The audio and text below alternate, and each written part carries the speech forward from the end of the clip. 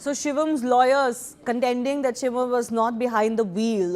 Do the CCTV footages and also this eyewitness footage shot on the mobile that we have accessed show otherwise? Because in this footage, when somebody is trying to get inside the car, that white jacket wearing person is trying to get inside the car, the alleged unconscious Shivam is actually on the driver's seat. So is the family and the lawyers now trying to spin some different theory as to who was driving to save this VIP brat is the big question. Now they are alleging that Shivam was on the passenger seat, he has a condition, he became unconscious which distracted the driver Mohan, and that is why this accident ended up happening. और शिवम दो लोग थे।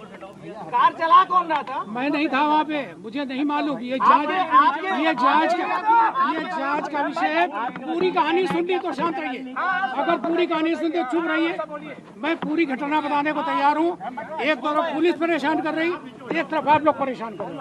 आप मेरी बात सुनना चाहिए। मैं पूरी घटना बताने को तैयार हूँ, केवल बाद में प्रश्न करिएगा जो मेरे संज्ञान में आया।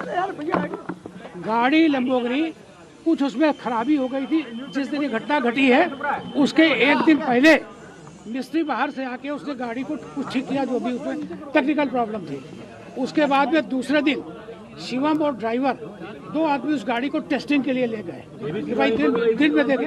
आप बाद में प्रश्न करिए, मैं अपनी बात खत्म करूँगा। वो उसको गाड़ी को टेस्ट के लिए गए, सिविल लाइन्स तक ले गए।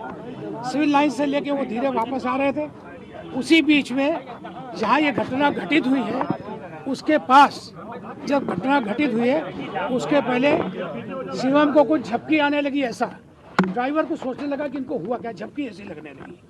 तो उन्होंने उसके एक हाथ छोड़कर शिवम के पीछे हाथ लगाया और साथ में ही सुनिए, साथ में ही उसके साथ में ही जब उसमें हाथ लगाया गाड़ी स्लो हो गई।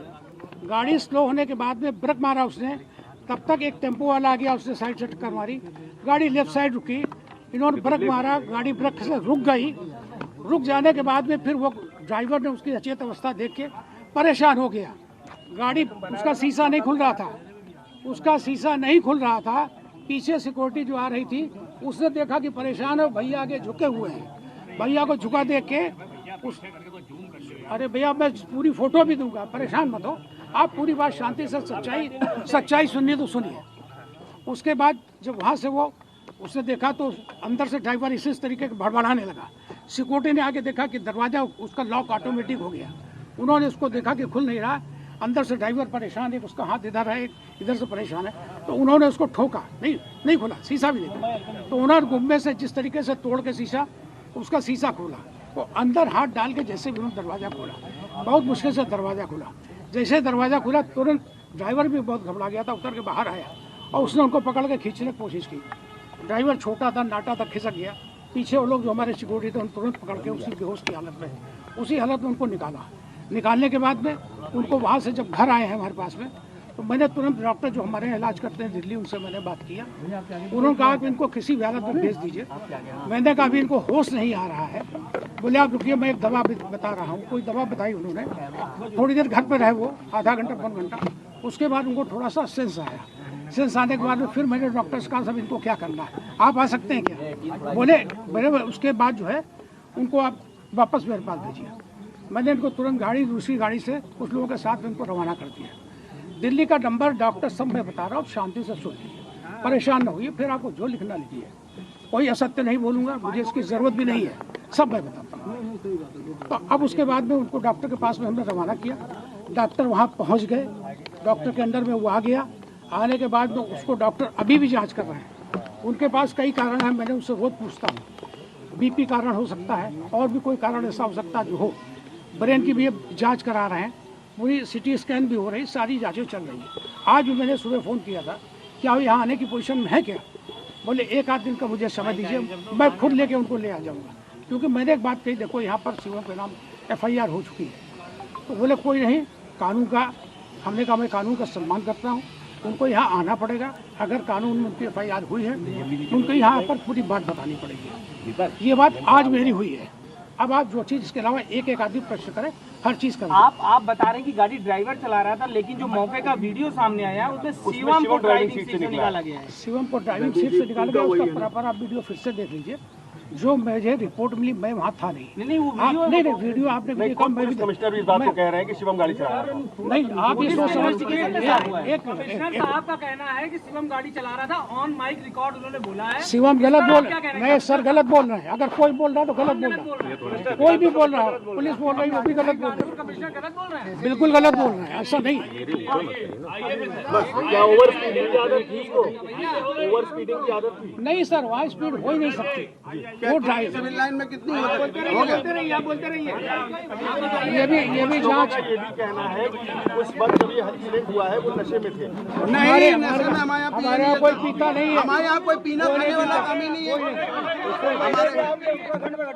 हमारे खानदान में कोई ऐसा हमारे नहीं यहाँ है। पीने खाने कल जब पुलिस हमारे आपके यहाँ हमारे देखिए साहब, कल पुलिस आपके यहाँ पे गेट नहीं खोला। हाँ बिल्कुल नहीं खोला। मैं इसलिए कि डर रहा हूँ, मैं डर रहा हूँ, मैं आप लोगों से भी डर रहा हूँ। अरे गलत रिपोर्टें छप रही हैं, पुलिस अलग हमारे को धमका रही है, मेरे रिश्तेदारों के जा रहे हैं, परेशान कर रहे हैं। काम निकलने दीजिए। बस 2 मिनट भैया, 2 मिनट अंदर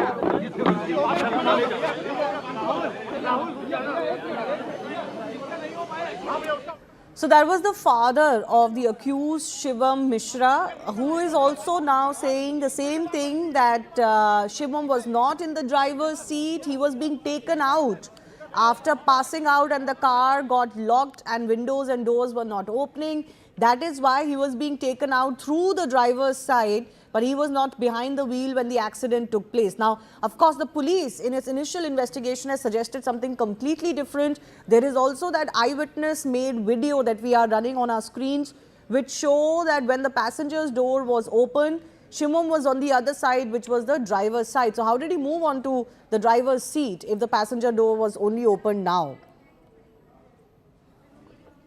Lots of questions as far as this case is concerned. Remember, this is an influential family, and therefore suspicion is arising that there is something going wrong as far as booking the actual accused in the first place, or even now the sequence of events as they are coming to light. What the father has accepted though is that Shivam was not well.